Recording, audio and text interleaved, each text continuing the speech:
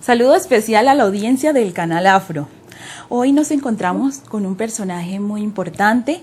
Él es el doctor Edu Macuy Lorenzo. El doctor Edu Macuy nos viene a hablar en un conversatorio de suma importancia. Él es un escritor, pintor, ha hecho una serie de estudios sobre la medicina. El doctor Edu Macuy también en sus libros se ve plasmada toda la lucha del pueblo afrodescendiente, el pueblo africano. Y por eso hoy lo tenemos aquí con nosotros en el set del Canal Afro, porque nos viene a hablar de este tema y es la armonización del conocimiento del pueblo africano y el pueblo afrodescendiente del mundo para dar respuestas conjuntas para la liberación de nuestro pueblo. Doctor Lorenzo, sea usted bienvenido al Canal Afro. Es un honor tenerlo hoy aquí con nosotros. Muchísimas gracias por estar aquí entre tantos hermanos y el honor no puede ser más grande. Muchas veces he estado por ahí, por América Latina, y siempre me ha producido el mismo placer, poder dirigirme a mis hermanos. Eso ya me viene desde antes. ¿Por qué? Porque cuando vine a estudiar la medicina en Europa, yo tenía la intención de ir a curar a mis hermanos, pero aquello no pudo ser, por razones que no vienen al momento. Pero yo me quedé aquí y a ejercer la medicina y tal y eso. Pero sin embargo, pues tuve la oportunidad de poder, más o menos, ya no solamente curar a mis hermanos que vivían como inmigrantes, sino también poder dirigirme a ellos, porque he sido profesor en la Universidad de Valencia, curso máster de medicina tropical. Y entonces, casi yo diría que estoy cumpliendo un sueño, como dijo Martin Luther King. Mi sueño se está cumpliendo. Muchas gracias por la invitación y estoy dispuesto a contestar a todo lo que quieran. Y yo les adelanto que pueden improvisar y preguntar todo lo que deseen. ¿Por qué? Porque yo soy afro. Bueno, nos vamos con una pregunta y precisamente es acerca de Martin Luther King. Sabemos que Martin Luther King siempre luchó por la liberación del pueblo afro.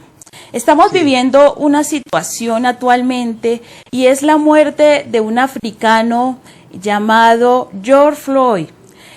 ¿Cómo cree usted que se sentiría Martin Luther King si estuviera viviendo esta situación de hoy? Pues efectivamente, si le hago una comparación casi reciente, cuando se entrevistó a Obama el otro día, Obama se puso a llorar. Y la verdad es que no eran, como muchos han comentado, como lágrimas de cocodrilo, no, sino lágrimas que le salían del alma. Y lo mismo le pasaría a Martin Luther King. I see the promised land. Yo veo la tierra prometida, pero yo estoy seguro de que no llegaré a ella, solamente llegaréis vosotros. Y efectivamente murió antes, o le mataron antes de que llegara a la tierra prometida, que es la libertad. Martin Luther King en ese momento, y frente al asesinato de George Floyd, casi se sentiría igual que Obama o más. ¿Por qué? Porque ya no solamente es el tema que nos ocupa, sino más bien lo llevaba en el alma, porque él quería resolver este tema. Y ya ven, las cosas suceden cuando tienen que suceder y no cuando queramos. Ahora se han sucedido, por ejemplo, ha venido el COVID y ahora pues viene el tema racial. Por lo tanto, parece ser como si uno y otro nos ayudan a resolver esa situación, y yo espero que sí. Por lo tanto, Martin Luther King lógicamente se sentiría muy afectado. ¿Por qué? Porque él decía que yo espero que algún día los hermanos de los esclavistas y los hermanos de los que han sido esclavizados se unan un día y puedan conversar como hermanos. Eso es lo que repetiría Martin Luther King en ese momento de la muerte del George Floyd, que nos ha dejado una frase que es para toda la vida: quiero respirar. I want to breathe. Y aquí está. Bueno, yo pienso que todos los afros y afrodescendientes nos sentimos también bastante molestos por la situación y es un dolor muy grande de ver a la gente de nuestro pueblo que la estén ultrajando y la estén matando de una manera tan vil. Bueno, doctor Lorenzo, queremos saber cuál es la relación entre el pueblo africano y el pueblo afrodescendiente. Bueno, en primer lugar, me parece que esta mañana he escrito algo en algún sitio, porque como escribo tanto, he escrito algo en algún sitio diciendo de que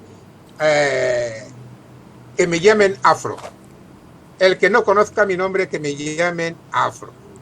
Y entonces usted me pregunta la relación que hay entre los afros y los afrodescendientes.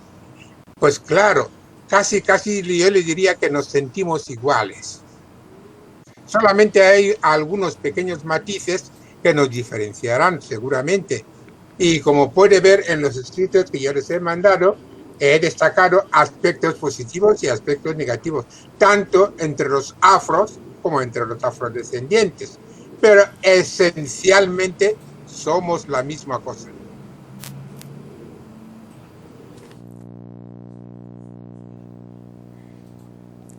No sé si le he contestado todo o quiere que le amplíe más. ¿Cuáles son los aspectos positivos y aspectos negativos? Bueno, entre los afrodescendientes, y yo no le hablo por oídas, ni porque me han dicho, ni por los escritos, porque usted sabe que cuando quiere saber algo sobre un tema real, y sobre todo el tema que se refiere a los africanos, hay que ir a las fuentes verdaderas, porque todo se ha maquillado, todo se ha tergiversado, incluso los egipcios aparecen como de color amarillo. Entonces, no hay que, o sea, que hay que elegir las fuentes para más o menos a poder hablar con propiedad.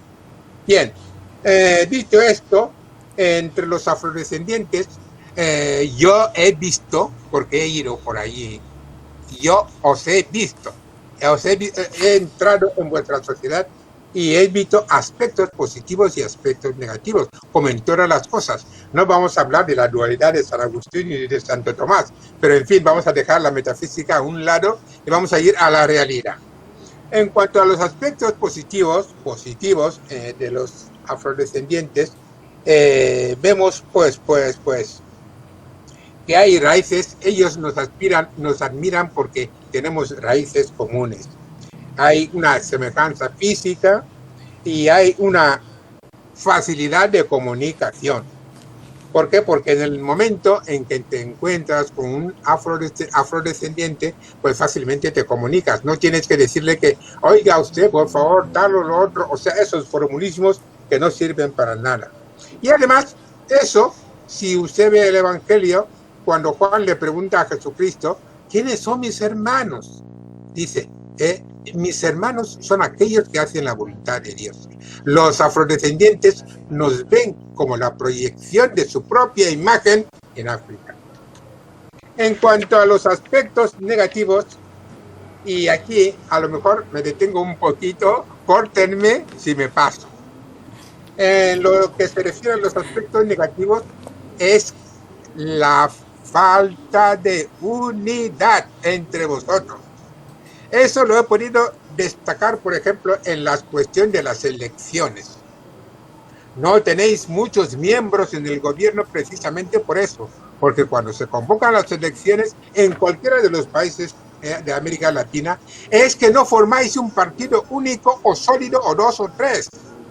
es que cada uno va por su cuenta y así nunca vais a tener una representación importante. Yo sé que ese aspecto se está mejorando porque ustedes comprenden que la unidad es muy importante, muy importante. Por lo tanto, en las próximas elecciones, cuando ustedes vayan, por lo menos hagan un partido y elijan a un solo líder o dos que tenga posibilidades de llegar a algo. Por lo tanto, la falta de unidad. Lo otro que he podido ver ahí es más o menos, ustedes tienen una idea de los afros, y es que se creen de que tienen mayor preparación intelectual que los africanos. Y eso tiene su explicación, en el sentido de que la imagen que tienen de África es solamente las imágenes que ven por televisión. Los niños comiéndole las moscas con las barrigas hinchadas y la gente andando desnuda. Y por ejemplo, la última vez que he estado en Congo, pues la gente ahí con las minas de coltán, se creen que el africano es así, pero no es así. Es que eso obedece a una razón muy importante, y es que el occidental muestra la imagen de degradación, porque siempre su programa es degradar al africano.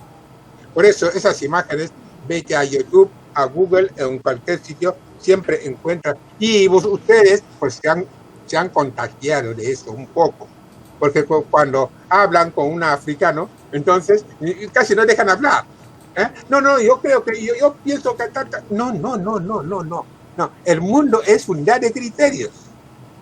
No se trata de lo que tú digas ni de lo que yo diga, sino más bien vamos a buscar un punto de confluencia común y entonces caminamos juntos, cogidos de la mano, marcando el paso, como dijo Martin Luther King. Eso yo creo que es un aspecto que ustedes más o menos deberían de mejorar. Y claro, tal como he dicho, eso viene por las imágenes que ustedes tienen de nosotros, pero que no tienen nada que ver con la verdad. En fin, de eso hablaríamos un montón, pero claro, la tarde no es mía. En la televisión el tiempo es oro. Así es, maestro. Bueno, hay una obra que me llamó mucho la atención y es una obra que dice Café con leche. Háblenos de esos dos aspectos. Sí, bueno, pues resulta de que cuando yo llego aquí, yo ya tenía hecha la carrera de Derecho, tenía 21 años. Y entonces llegué a Europa. ¿Por qué? Porque los gobiernos, ya saben cómo son los gobiernos de África, estaban inestables. Y entonces mi padre me llama un día, me dice, ven ese fin de semana a pasarlo en casa. Y yo subí a la casa y me dice, tienes que marcharte. Yo digo, ¿a dónde? Dice, tienes que marcharte a Europa. ¿Por qué? Porque el gobierno se está desequilibrando.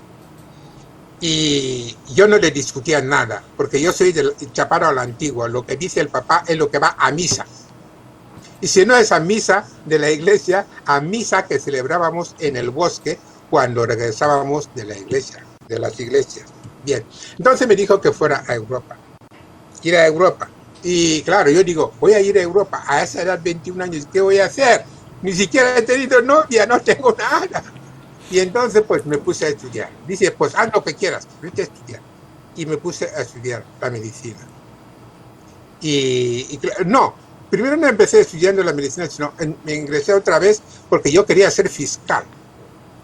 Y claro, pues entré en la Facultad de Derecho. Pero cuando se lo comunico a él, le digo, ya estoy matriculado en la Facultad de Derecho y ya estamos con el curso y tal en marcha. Y él me dice, ¿y cuando acabes, qué vas a hacer? Yo digo, pues volveré a Guinea para ejercer. Dice, pues este no es un examen de Derecho. Así es que vendrás a vivir en mi casa, yo te daré de comer, pero no tendrás ni un duro en el bolsillo. Bien. Total, no voy a alargarlo mucho, sino al final cambié. Yo soy de letras. Cambié de letras a ciencias. Y entonces ya me puse a estudiar medicina. Me costó Dios y el demonio. Sí, pero al final lo saqué, porque me dije, aquí soy el hijo de mi padre. Porque una de las cosas que nos inculcan es ser hombre. En Fang se llama Mbot. Quiere decir, tiene que tener honradez, sinceridad y respeto. Y entonces me puse a estudiar la medicina. Estudiando la medicina, ahora entro en el libro, conocí a una muchacha, la hija de un catedrático. Entonces, como yo sé griego y latín, el catedrático pues me dijo, oye, ven a integrarte en mi cátedra y así, a lo mejor cuando termine todo el profesor, tal. Yo digo, me parece que va a ser que no. Pero en fin, yo me voy a la cátedra. Y después, la cuestión es que me enrollé con la muchacha. Y del resultado del choque cultural nació el libro ese. El libro ese intenta relatar cómo discurren la relación interracial entre una blanca y un negro. Entonces, una vez que aquello, bueno, no terminó mal, sino más bien lo dejamos estar tranquilamente, porque no todas las cosas hay que terminarlas con violencia, sino hablando se entiende la gente. Después de eso, yo me puse a escribir el libro. ¿Por qué? Porque lo escribía en primera persona, porque yo había vivido la experiencia y ya cogí la experiencia de gente que había estado en mi misma situación. Ese libro pues relata precisamente, no es que el matrimonio entre un negro y una blanca sea algo pecaminoso, algo que está abocado al desastre, no, absolutamente, sino la influencia del medio ambiente europeo. Es el que estropea las cosas. Mira que ir a casarte con un negro, mira que tener tal, y si tenéis hijos, van a sufrir un bullying en la escuela. Y entonces todo eso es lo que me llevó a escribir el libro. Y la verdad es que estoy muy contento y quisiera volver a escribir otro más, pero ya el tiempo nos dará la oportunidad suficiente como para poder hacerlo. Así que eso fue el libro. Maestro, quiero que tenga claro que las cámaras del canal Afro son suyas y usted puede hablar todo lo que quiera. No tema hablar. Bueno, háblenos de dos conceptos que nos ha separado, que nos ha hecho tanto daño, y es el concepto entre negro y blanco. Pues sí, encantado, disculpe. Ese concepto, como ustedes saben, viene del siglo XVII-XVIII. Fue establecido por los enciclopedistas de la época esa. Bien, los enciclopedistas establecieron la clasificación de las razas. ¿Por qué lo hicieron? No fue una casualidad. Y es porque mucho antes, ya el occidental tenía un problema. Tenía el problema de que se había hecho tanto daño a la comunidad europea, a la comunidad negra, y entonces ellos tenían miedo de que si se cambiaban las tornas, entonces aquello a lo mejor podía ser peor. ¿Por qué? Porque el negro resiste más que el blanco. Eso no es racismo, sino esa es la verdad. Porque si le sometemos a un blanco en las condiciones en que han vivido los negros, seguramente se hubiese exterminado la raza.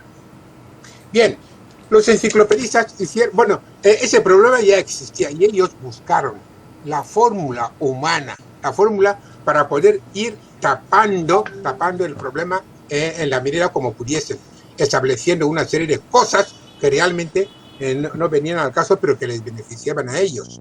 Entonces, pues eso ya clasificaron a la raza, llegaron a la clasificación de las razas. Antes ya habían hecho muchas cosas. Por ejemplo, Carl Jung decían que los negros no piensan.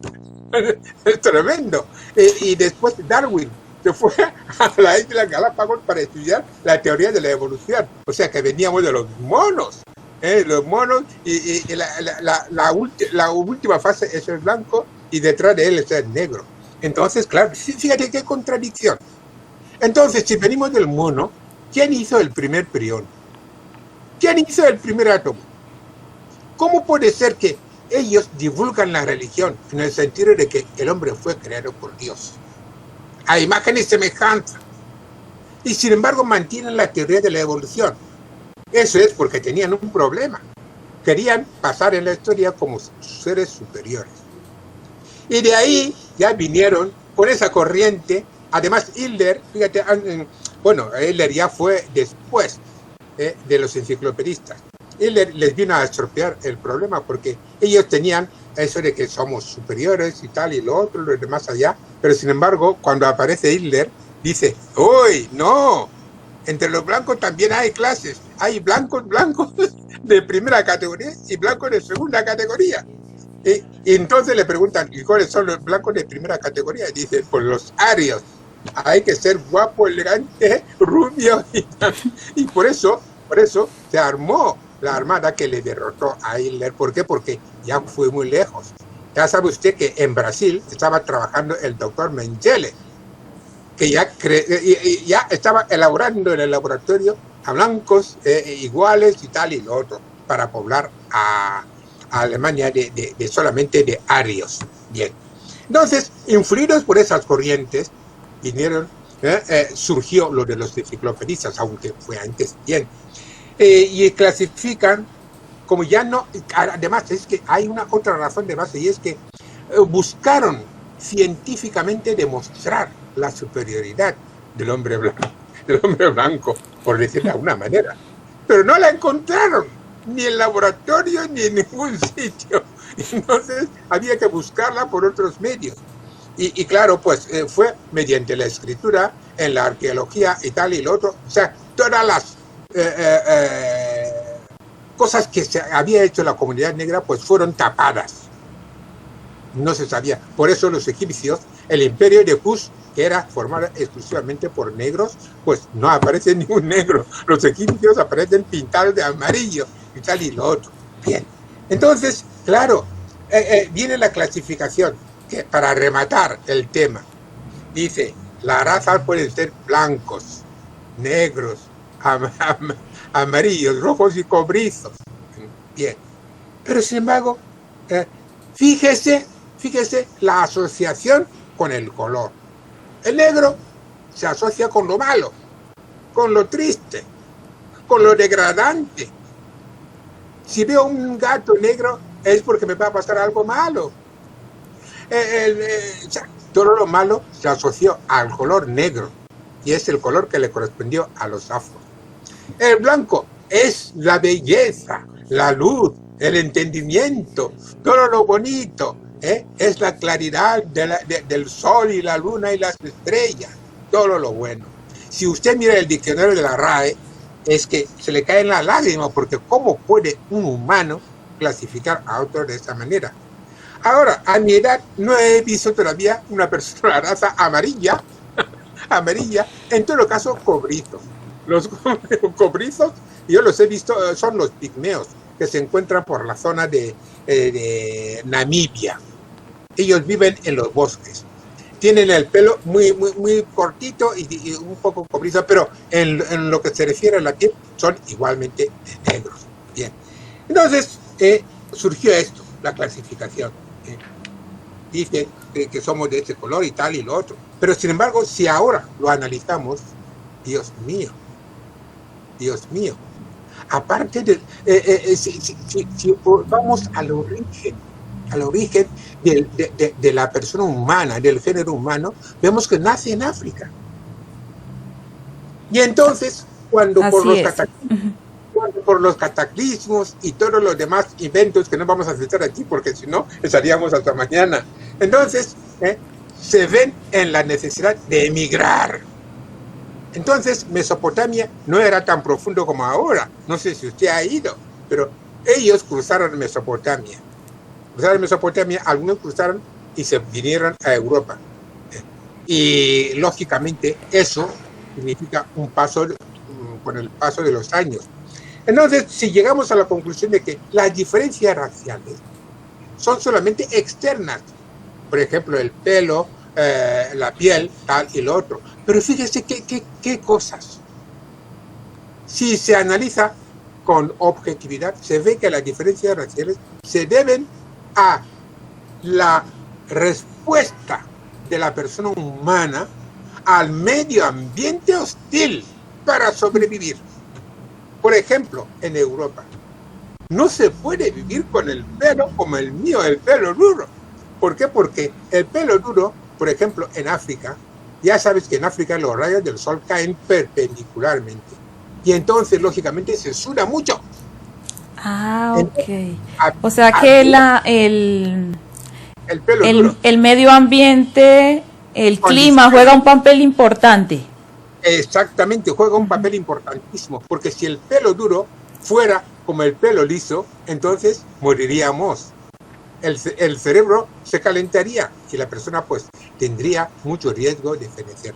Bien, entonces, pero sin embargo en Europa el pelo liso tapa el frío.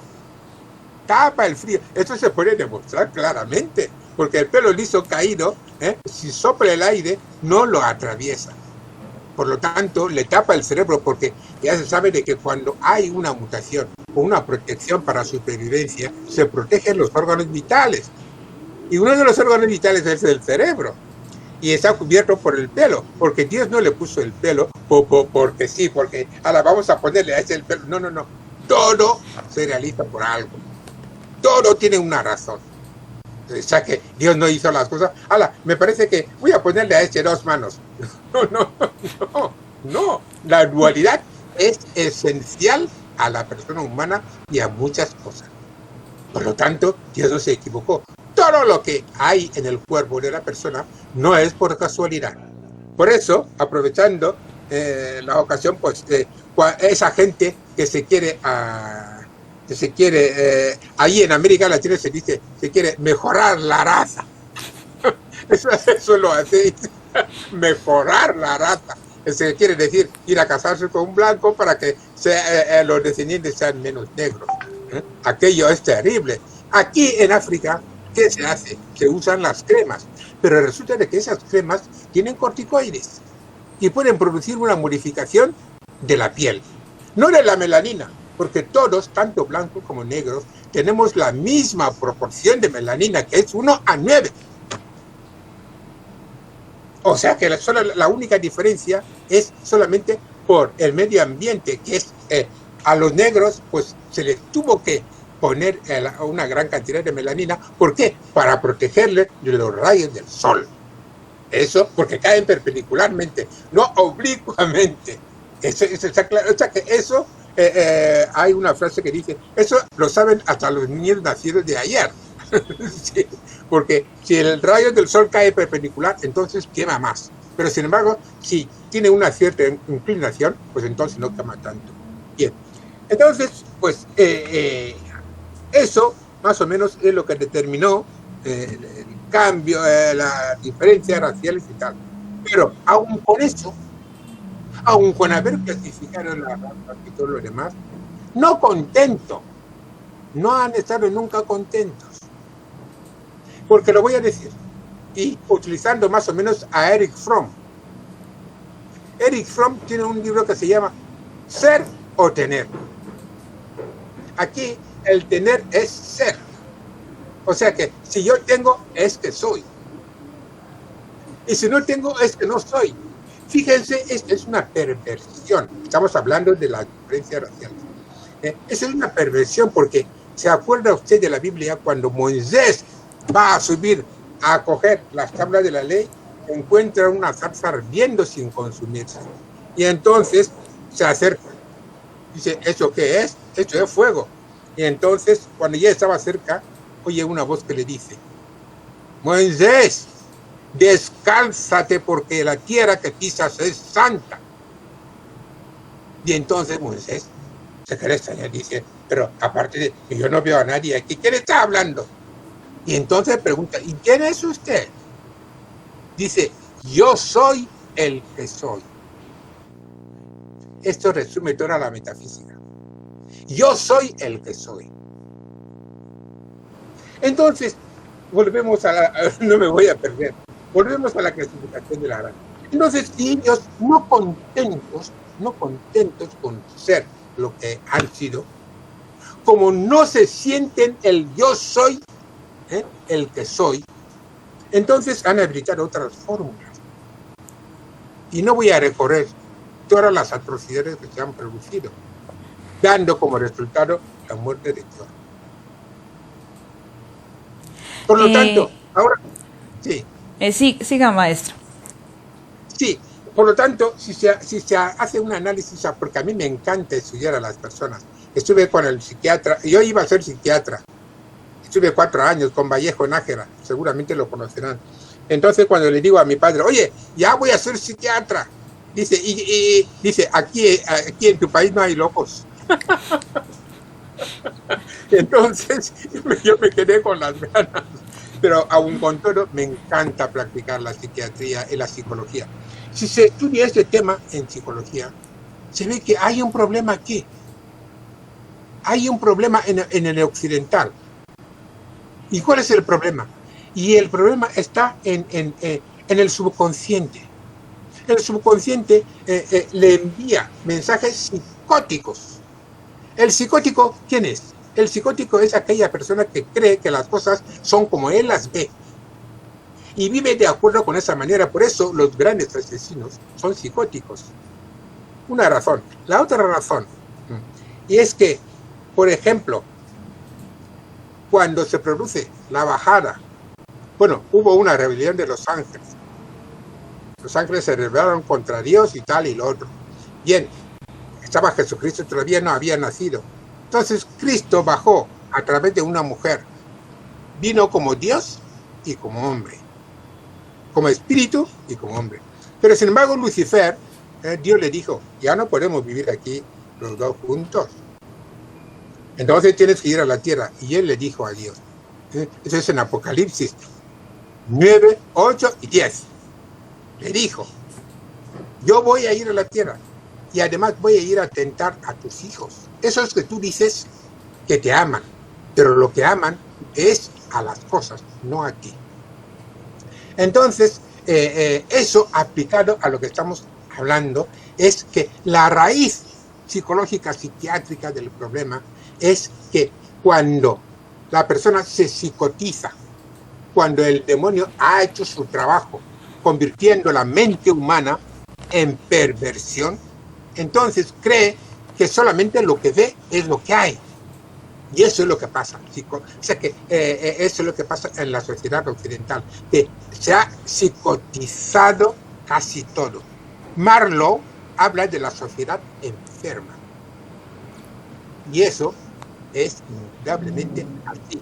¿Por qué? Porque Dios dijo, id, yo te doy la vida para que la vivas. Vete al mundo, pero no plantees a imagen y semejanza mía. Pero el hecho de que el hombre haga divisiones es porque alguna de la parte tiene problemas psicológicos. Seguro. Ya que tocamos el tema psicológico, ¿usted cree que el racismo es una enfermedad mental? Bueno, yo no le llamaría enfermedad, sino los comportamientos se alteran. Y entonces es una alteración mental. Es una alteración mental. Porque mira, pueden haber psicóticos y neuróticos. Los neuróticos se dan cuenta de que, estoy diciendo que esa mujer no es mi madre, pero es mi madre. Él se da cuenta y rectifica. Pero sin embargo, el psicótico no se rectifica. Él se obsesiona de que esa mujer no es su madre, no ha venido de una mujer.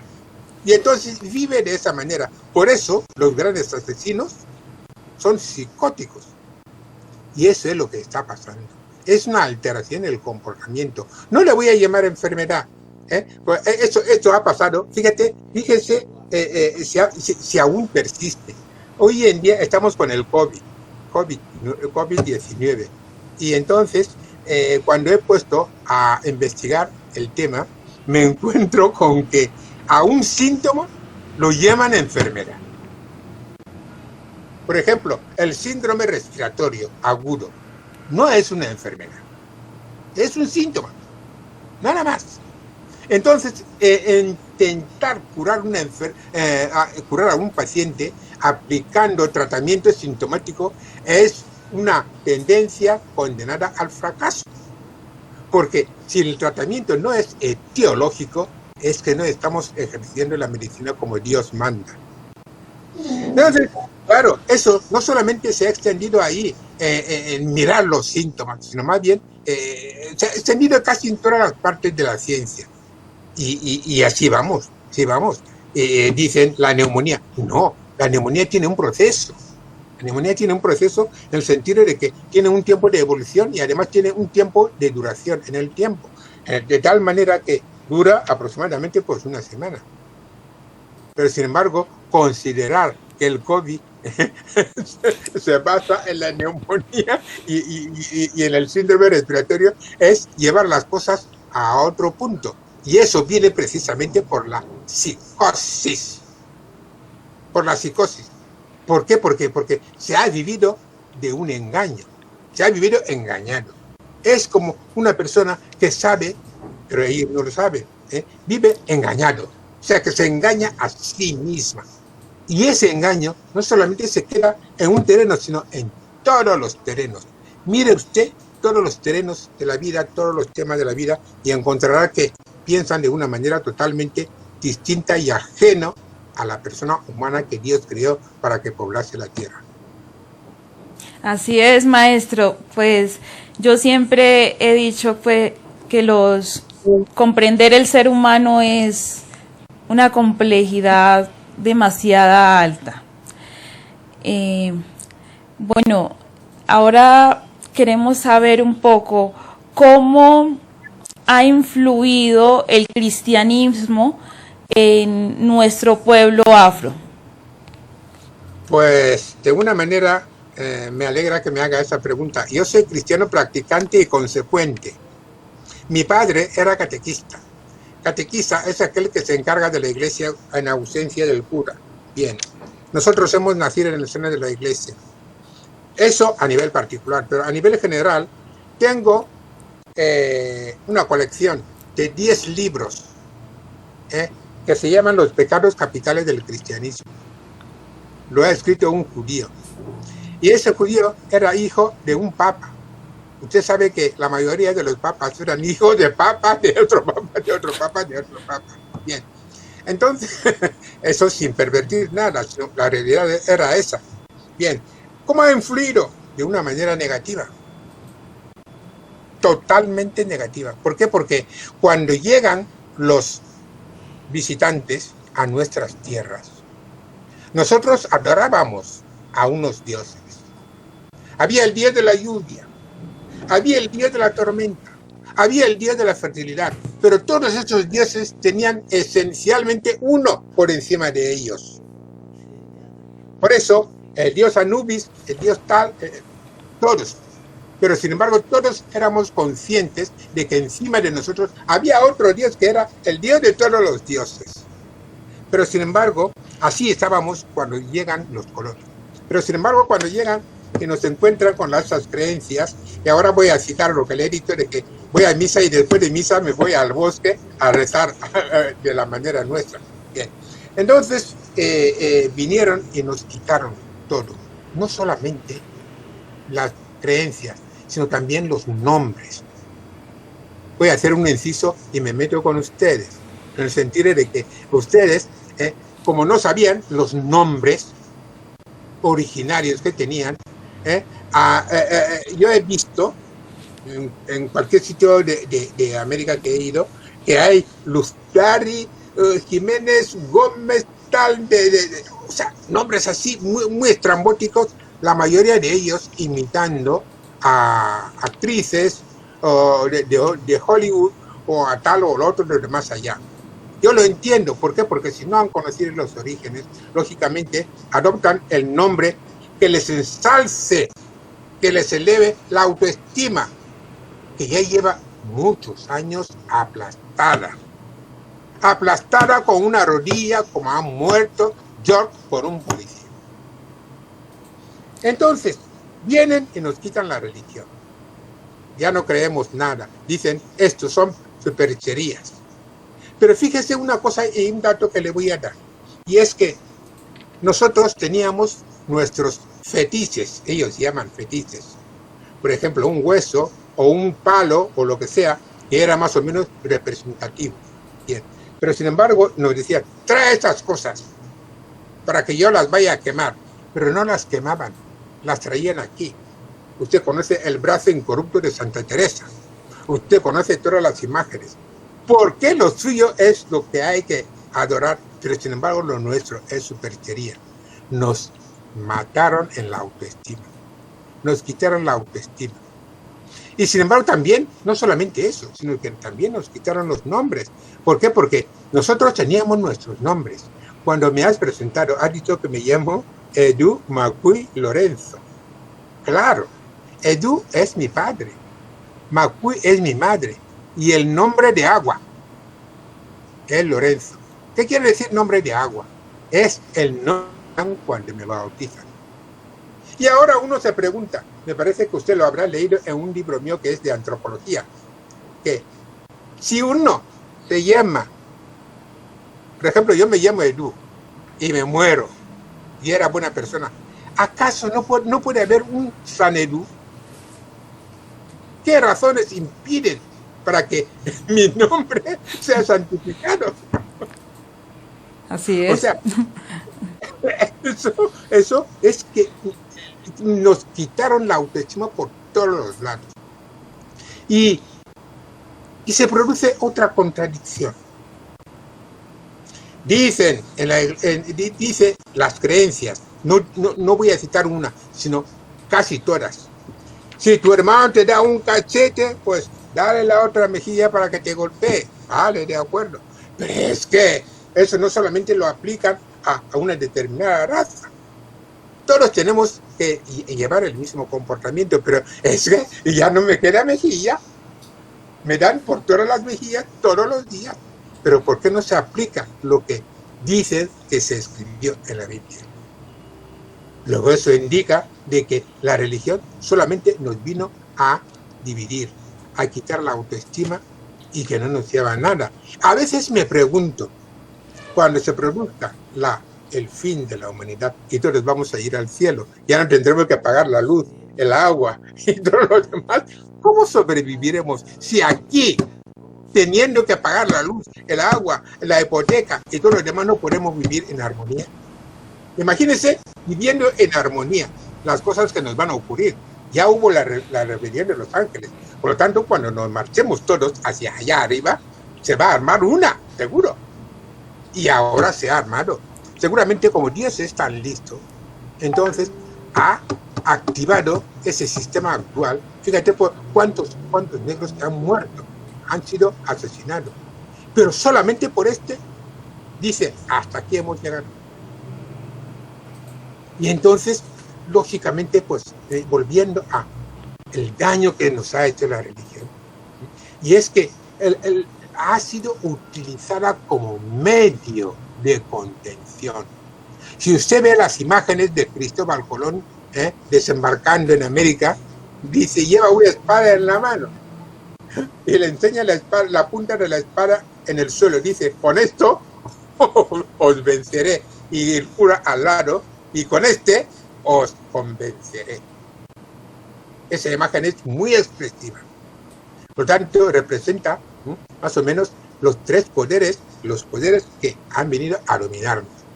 ¿Por qué? Porque si cuando yo salgo de mi país, yo digo, voy al centro de la cristiandad. Porque se suponía de que después de 3.000 años, casi 3.000 años de la venida de Cristo, que no son 3.000, son 2.000 y pico, bien, la venida de Cristo, aquí ya habrían gente muy buena, maravillosa, que han asimilado la creencia de lo que predican. Pero eso no es verdad. Cuando llego aquí me encuentro que en lugar de ser negro como yo venía, yo soy negrito. Yo digo, yo mido casi 2 metros.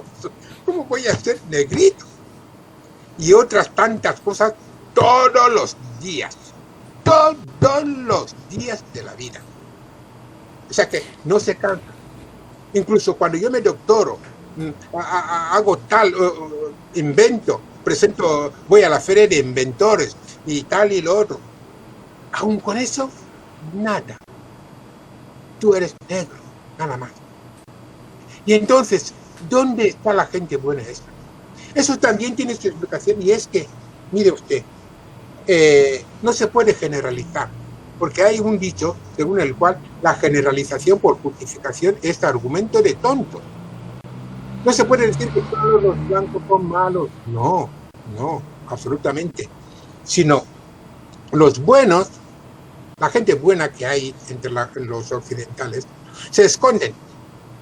¿Por qué? Porque saben de que si actúan en contra de la corriente, pueden ir contra ellos y le destruyen. Entonces optan por el remedio eficaz, es callarse. Por eso muchas veces has encontrado a lo mejor alguien que te presta ayuda, alguien que te abre alguna puerta tal y lo otro y se lo calla, no dice nada. ¿Por qué? Porque los supremacistas enseguida van o le queman la tienda o le destruyen la familia. Y claro, aquí... O sea que la influencia de la religión no ha sido positiva en ningún aspecto. Eso no quiere decir que la religión sea mala, no, en absoluto. Las religiones, repito, las religiones esencialmente son buenas. Y fíjese que digo esencialmente. ¿Qué es esencia? Esencia es aquello que hace que las cosas sean lo que son y no puedan ser otra cosa. La religión es esencia, es natural, es buena, pero en manos de los hombres se convierte en un arma mortal de dominación. Y es lo que ha ocurrido con nosotros. ¿Cómo ha degradado Occidente a la cultura africana? Totalmente. Ha silenciado la cultura africana, afro. ¿Por qué? Porque, ya como le he dicho antes, el mundo nace en África y después se extiende a todas las partes del mundo, incluso en la India también. O sea, ese es el centro de la creación. Bien, entonces, ¿qué ha ocurrido? Cuando surgió la idea del racismo, del complejo de inferioridad, ya sabe usted que el complejo de inferioridad se manifiesta como complejo de superioridad. Yo no he visto a ningún rey que va por la calle, oye, que yo soy rey. No, si tú lo eres, si tú eres esencia, no hace falta que lo vayas demostrando. Pero cuando, por eso te he dicho lo del psicótico. El psicótico sabe que no es lo que dice ser, pero obra así. Y entonces, lógicamente, pues, en todas las actuaciones que han tenido con la religión y tal y lo otro, pues, han sido lesivas para la cultura africana, porque la han silenciado. Voy a citarle unos ejemplos, porque me encanta el tema, me encanta lo que estoy hablando, porque lo vivo. He escrito muchísimos libros sobre este tema, y no es hacer, no, todo el mundo puede escribir sobre esto, pero lo que pasa es que me encanta mucho. Bien, en un libro estuve estudiando más o menos en lo que se refiere a la afectación de la cultura, estuve estudiando a María Magdalena. Usted sabe que a María Magdalena dicen que era una fulana. Así es. Lo cual no es verdad. Pero ¿por qué vino esa idea? ¿Por qué? Porque los apóstoles, María Magdalena era apóstol de Jesús. Hay evangelio de María Magdalena. No sé por qué viene esa consideración, por ejemplo, concretamente en la religión católica, de considerar a María Magdalena como una fulana. Vamos a estudiar la historia de María Magdalena. ¿Y qué encontramos? Era la hija del rey Mauro II de Mauritania. Por eso Mauritania se llama Mauritania. Mauro, negro, que significa negro. Su hermana era María, Marta. Y entonces María Magdalena era una chica dicharachera, que no quiere decir, es lo que ustedes, muchos dicen en Facebook, el hecho de que yo te acepte como amiga en Facebook no quiere decir que vamos a hacer, hay otra cosa. No confundamos el término. ¿Solo una amistad? Es amistad nada más, no confundamos las cosas.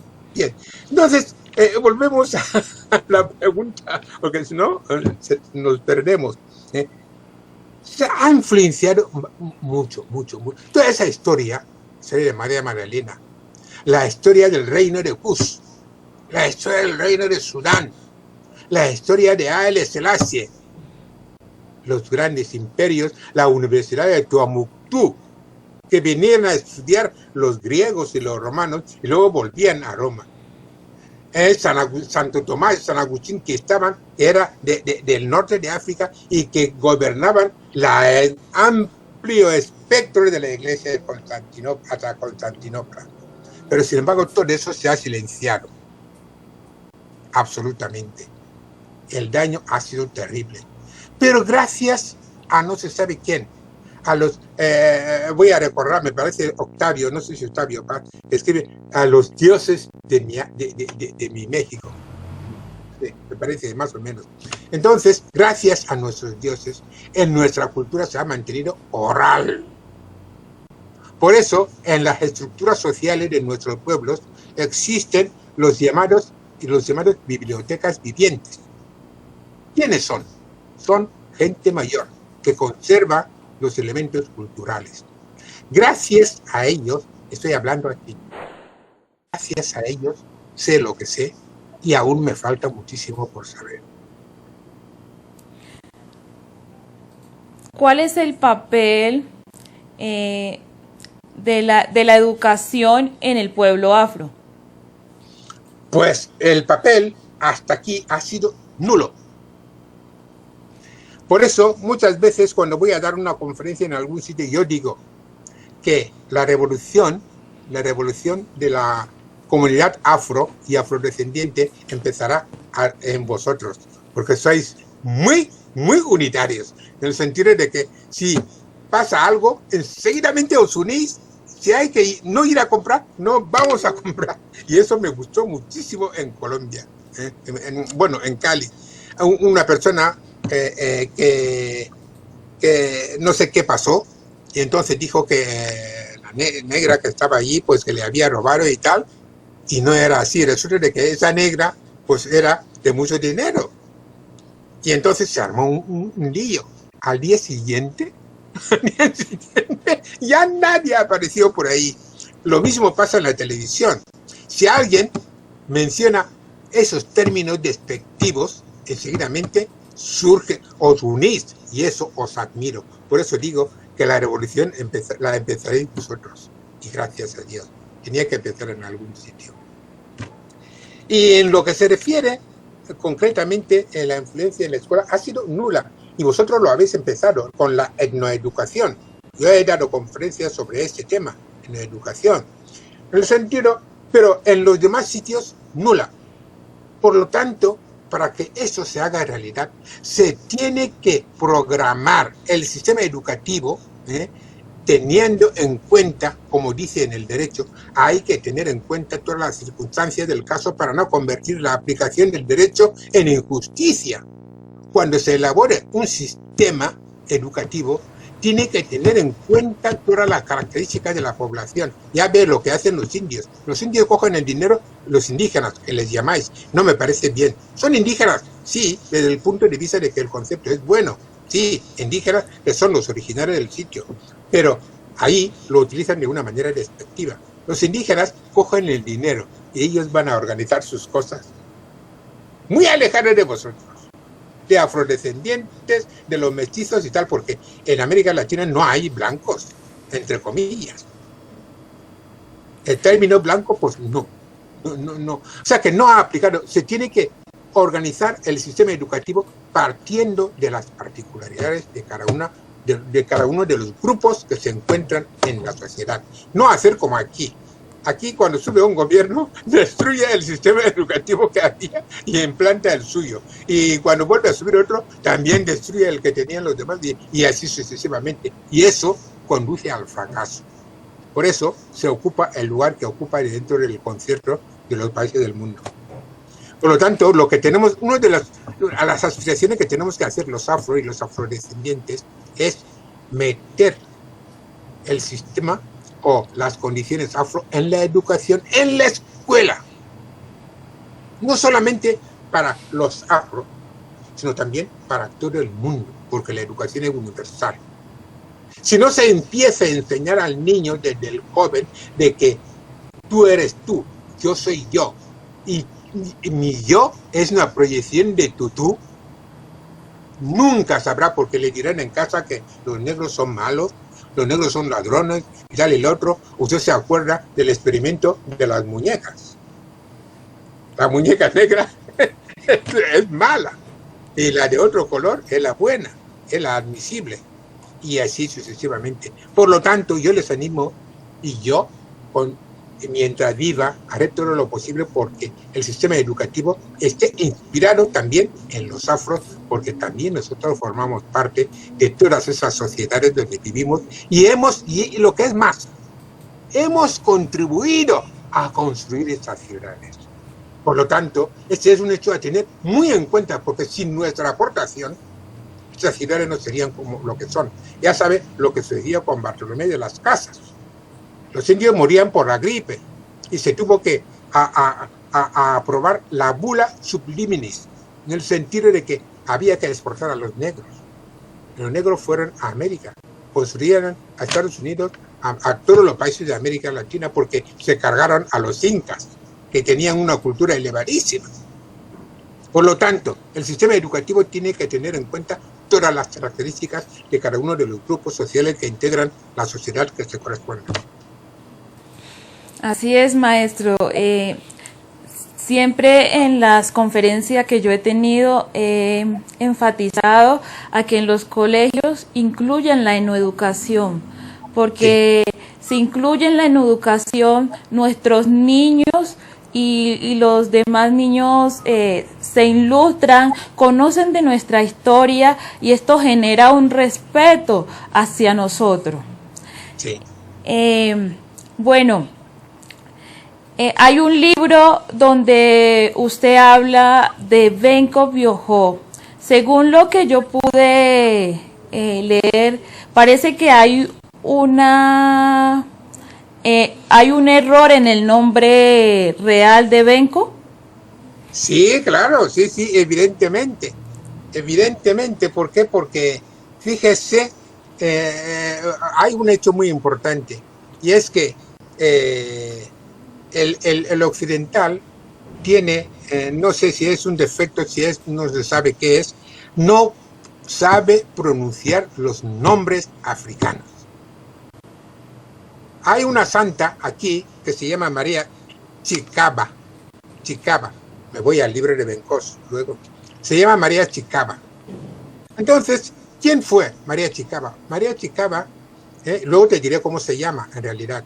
Fue una princesa que fue capturada en las costas de Guinea, porque sabes que la costa de Guinea es las costas de los esclavos. Entonces fue capturada allí por los españoles y llevada a España. Estuvo trabajando con unos señoritos de esos, pero cuando ya terminó el trabajo y se produjo la ley de la liberación de los esclavizados, pues entonces ya le tiraron a la calle. Y como no tenía por dónde ir, pues entonces se metió a monja de clausura, y ahí murió. Y entonces se declaró santa, y le dicen María Chicaba. Y yo, impresionado, yo digo, voy a llegar con María Chicaba hasta el final. Y resulta de que María Chicaba no se llama Chicaba, se llama Njikebe. ¿Njikebe? Njikebe. Mira, N-D-J, Njikebe. Quiere decir princesa. Wow. Njikebe. Y entonces, claro, yo lo saqué, lo desmenucé totalmente. Y me acuerdo que unos curas me dicen, es que tú eres revolucionario, tú no lo quieres levantar todo. Yo digo, no. Así como ustedes se han encargado de pintar la historia, yo quiero ir a las raíces de la historia. Dice, también es verdad.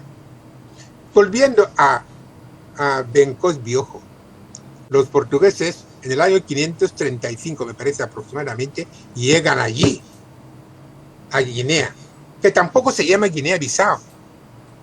No sabemos actualmente, posiblemente se llame Guinea-Bissau. ¿Qué quiere Guinea-Bissau. Guinea-Bissau. ¿Qué quiere decir Bissau? Bissau quiere decir, como está en la costa, linda con la costa, todo lo que se pesca. El pescado normalmente es un ingrediente más en cuando se cocina, bien sea cualquier plato. Entonces, cuando en un plato hay más de un ingrediente, esos ingredientes se llaman bisa. Bien. Entonces, claro, empezando por Guinea-Bissau, ¿cómo Guinea-Bissau iba a llamarse Bissau? Imposible. Es que lo cambiaron. Y entonces, si cambian el nombre del sitio, además, es que si se va allí, te encuentras con que en la manera de hablar, ellos tienen un lenguaje muy particular, siempre aparece alguna palabra que quizá. Claro. Pero no podían imponerse. Bien, entonces, claro, este señor, Bencos, era príncipe, tenía propiedades en la costa de Guinea-Bissau, entre comillas, y fue detenido, le cogieron los esclavistas y lo llevaron. Casi paralelo a la historia de Punta Quinte, si no es igual. Bien, entonces lo traen allá, ya todas las aventuras que se escapó y tal y lo otro. Y entonces yo me puse a averiguar el nombre. Yo digo, vamos a ver, cuando la mayoría de se produce la migración del norte de Egipto, tú sabes que la capital de Egipto, había dos capitales porque Egipto fue dividido en dos partes. En la parte sur se produjo las migraciones, y las migraciones significaron de que los pequeños reinos fueron bajando con sus pueblos, bien sea bordeando la costa como yendo hacia el interior, pero bordeando la costa por una razón, y la razón era en busca de la sal.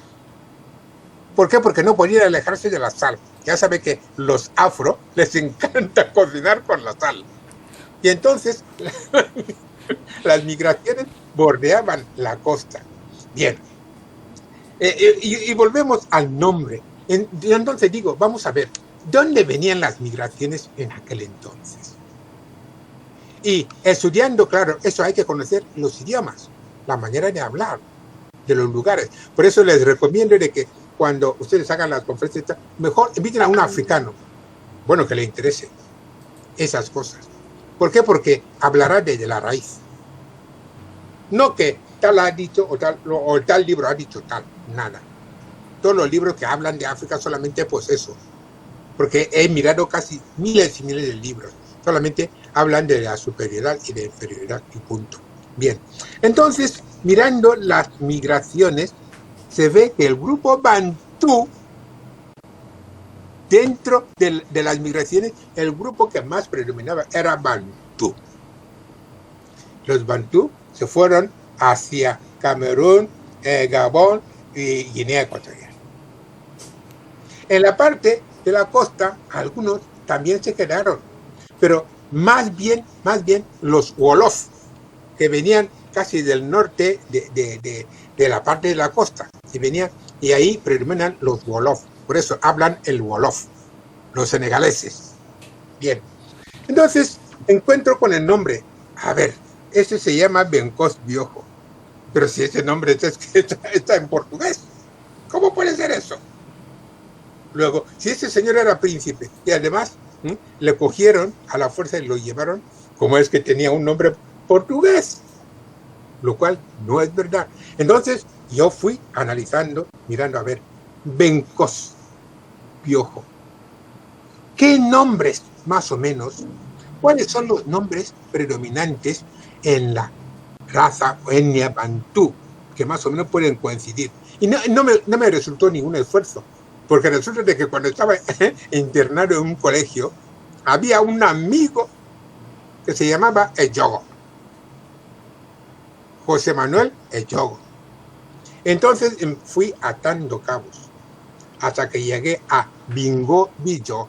Ese Bingo Billo es plural. ¿Por qué? Porque cuando hay unión de nombres... O sea que sería el nombre real de Bencos Biojo. Sí, Bingo Billo. Bingo Billo. Bingo Billo. Es gutural. Sabe que los nombres africanos, la mayoría se pronuncian por aquí. Entonces es Bingo Billo o Engo Billo. Y eso es la unión del nombre del padre y la madre. El padre se llamaría Engo y la madre Ejo. Y entonces, viendo los dos, Bingo Billo. O sea que aquí no hay que descubrir nada, Mr. Einstein, sino simplemente tener una buena voluntad y concluir las cosas. Y entonces, por eso yo escribí eso. Engo Billo o Bingo Billo, una asignatura pendiente en Palenque. El libro tiene 300 páginas, pero he encontrado dificultades para publicarlo porque me dicen, hombre, si hablan de cosas occidentales, vale, pues te lo publicamos, pero esto a quién le interesa. Yo digo, habrá gente que le interesa. ¿Por qué? Porque cuando lo publique, no lo voy a ir a vender a América Latina, lo voy a ir a regalar. Bueno, maestro, nosotros estamos muy encantados de haber escuchado todas esas ilustraciones, todas esas experiencias tan hermosas, esas historias que nos llegan al alma y que cada día nos ayuda a conocer un poco más de nuestra cultura. Bueno, para terminar, queremos que se despida con un mensaje para nuestro pueblo afro y también con algo de humor, porque sabemos que usted también le hace al humor. Sí, me encanta. De cualquier página del periódico le saco la parte humorística. He llegado a escribir, ahora estoy escribiendo humor, comentario humorístico de texto 2. Antes era 1 y después ahora 2. Bueno, el mensaje final sería más o menos el siguiente. Primero, seamos nosotros mismos, porque nadie va a venir a hacerlo por nosotros. Fíjese que estoy repitiendo la misma palabra 2 o 3 veces. Sé tú, porque nadie te ayudará a ser tú. Segundo, metamos nuestro yo, porque yo soy, metámoslo en la educación y enseñemos a nuestros hijos. Tercero, no lo creamos todo.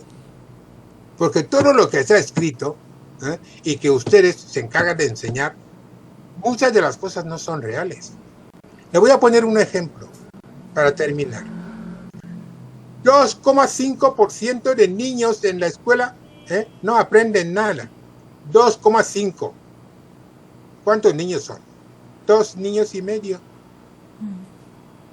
Para que vea que la ciencia, sin menospreciar, la ciencia occidental tiene tantos conceptos que son falsos y que solamente sirven para dominar.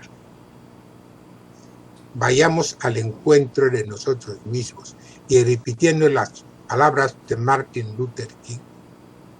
Caminemos juntos.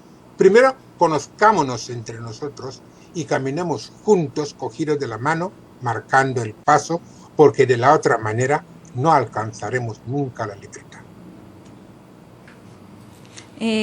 Maestro, bueno, yo lo invito a caminar junto aquí en el canal Afro para que en una próxima entrevista nos hable más acerca de esos temas.